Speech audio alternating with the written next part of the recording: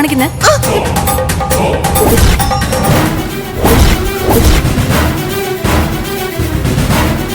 നീ എന്താ ഈ കാണിച്ചേ? നിന്റെ വിരലിലെ മോതിരം എനിക്ക് സമ്മാനിച്ച എന്റെ മകന്റെ വിവാഹ മോതിരം നിന്റെ വിരലിൽ അണിയാന്ന് മോഹിച്ചിട്ടാണോ നീ ഈ തോന്നിയാസം കാണിച്ചേ? അമ്മയുടെ ശബ്ദം തിരിച്ചു കിട്ടിയല്ലോ.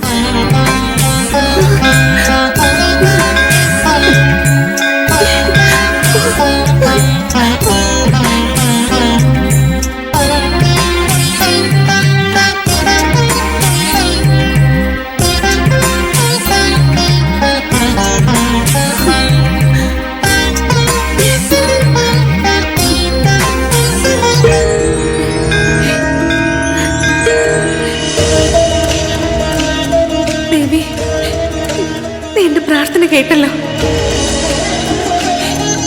എന്നെ നിരാശപ്പെടുത്തിയില്ലല്ലോ. ഒരുപാട് ഒരുപാട് നന്ദിയുണ്ടമ്മേ. ഈ പാവത്തിനെ അപമാനത്തിൽ നിന്ന് രക്ഷിച്ചതിന്. അമ്മേ മൂകാംബികെ,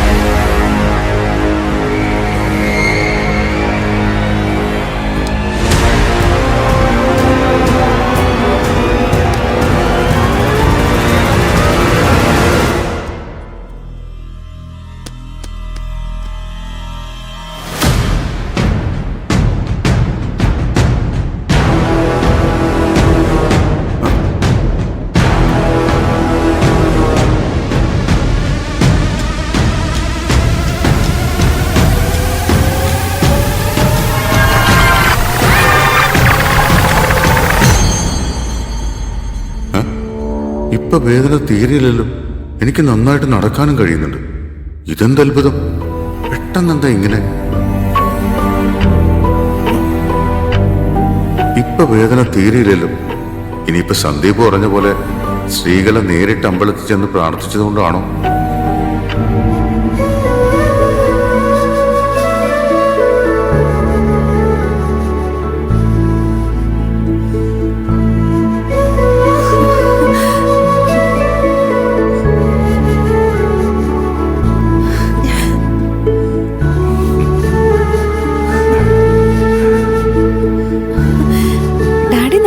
നടക്കുന്നുണ്ടല്ലോ. ഇന്നെന്താ തെറാപ്പിസ്റ്റ് നേരത്തെ എത്തിയോ? ഫിസിയോതെറാപ്പിസ്റ്റ് ഒന്നും വന്നില്ല. അല്ലാതെ തന്നെ എന്റെ കാല് ശരിയായി. അതുപോട്ടെ, നിങ്ങൾ പോയ കാര്യം എന്തായി? സ്ത്രീകളേക്ക് എന്തെങ്കിലും മാറ്റം തോന്നിയോ? മാറ്റമൊക്കെ ഉണ്ടായി. എനിക്കെന്റെ ശബ്ദം തിരിച്ചു കിട്ടുകയും ചെയ്തു. ആ വിദ്യാമ്മ പറഞ്ഞത് ശരിയാ. സാക്ഷാൽ മൂകാംബിക ദേവി തന്നെയാ എന്റെ ശബ്ദം നഷ്ടപ്പെടുത്തിയതും തിരിച്ചു തന്നതും. അതുപോലെ തന്നെ തമ്പിയേട്ടന്റെ കാലിന്റെ കാര്യം സുഖപ്പെടുത്തിയത് ദേവിയുടെ അത്ഭുത സിദ്ധിയ. പക്ഷേ കൂട്ടത്തിൽ എനിക്ക് ഇഷ്ടമില്ലാത്തൊരു കാര്യം നടന്നു. ദേവൂട്ടി ഈ മോതിരം എന്റെ വിരലിൽ അണിയിച്ചു. അതിനുശേഷം എനിക്കെന്റെ ശബ്ദം തിരിച്ചു കിട്ടിയത്. അതിനെന്താ കുഴപ്പം? ശ്രീകലാമ്മയ്ക്ക് അത് മരുമകൾ അണിയിച്ച മോതിരമായിട്ടാ തോന്നിയത്. അങ്ങനെയൊന്നും ചിന്തിക്കേണ്ട ശ്രീകളെ. അവള് തനിക്കൊരു ഗിഫ്റ്റ് തന്നതായിട്ട് കൂട്ടിയാ മതി. എന്തോ എനിക്കതത്ര അങ്ങോട്ട് മനസ്സിൽ പിടിച്ചിട്ടില്ല. എന്തായാലും ഞാൻ കുറച്ചു നേരം പൂജാമുറിയിലുണ്ടാവും. ദേവീ ചിത്രത്തിന് മുന്നില് ഒന്നുകൂടി ഒന്ന് പ്രാർത്ഥിക്കട്ടെ.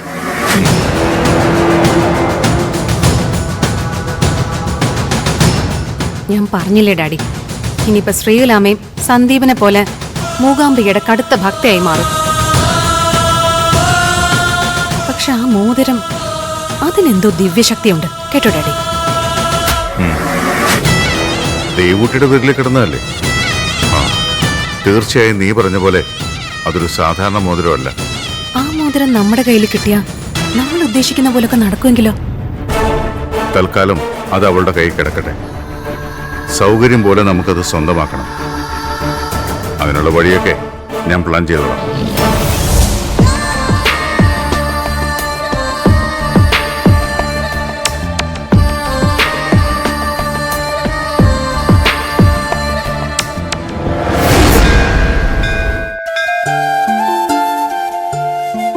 ദേവൂട്ടി, നീ കാരണമാണ് എൻ്റെ അമ്മയ്ക്ക് ശബ്ദം തിരിച്ചു കിട്ടിയത്.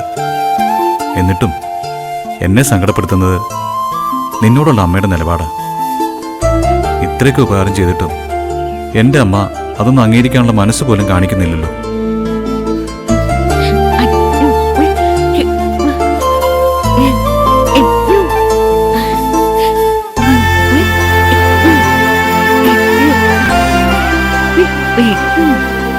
നീ പറഞ്ഞതൊക്കെ ഞാനും അംഗീകരിക്കുന്നു. ദേവിയുടെ അനുഗ്രഹം കൊണ്ടാണ് നിനക്കതൊക്കെ ചെയ്യാൻ കഴിയുന്നത്. വിദ്യാമ്മയെ പോലെ ഒരാള് നിന്റെ രക്ഷയ്ക്കുള്ളപ്പോ മറ്റൊന്നും ഓർത്ത് നീ ആശങ്കപ്പെടേണ്ട കാര്യമില്ല. അമ്മയുടെ വിരലില് നീ ആ മോതിരം അണിയിച്ചതിന് പകരം അമ്മ ഭയക്കുന്നത് പോലെ നിന്റെ വിരലിൽ ഞാൻ എൻ്റെ വിവാഹമോതിരം അണിയിക്കും. അതിൽ നിനക്ക് അശേഷം സംശയം വേണ്ട.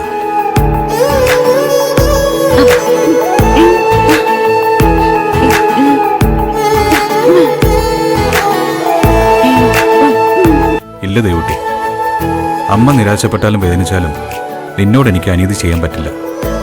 അത് ഞാൻ എന്നോട് കാണിക്കുന്ന ഔദാര്യമല്ല. എൻ്റെ ജീവിതത്തിൽ നീ എത്രമാത്രം സ്വാധീനവും സ്നേഹവും ചെലുത്തുന്ന ഒരാളാണ് എന്നുള്ള തിരിച്ചറിവിൽ നിന്ന് ഞാനിതൊക്കെ പറയുന്നത്. അത് നീ ഉൾക്കൊണ്ടേ പറ്റൂ.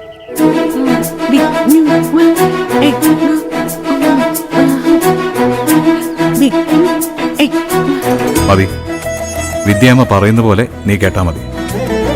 നമ്മൾ തമ്മിൽ അകലാൻ ഒരിക്കലും വിദ്യാമ്മ ആഗ്രഹിക്കില്ല. അത് ഞാൻ മനസ്സിലാക്കിയ സത്യമാണ്.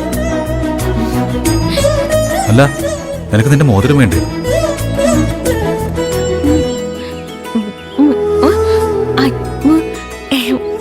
ആ മോതിരവും വിദ്യാമ്മയും മാത്രമല്ല നിന്റെ രക്ഷയ്ക്കുള്ളത്. ഈ സന്ദീപും എന്നും നിന്റെ കൂടെ ഉണ്ടാവും.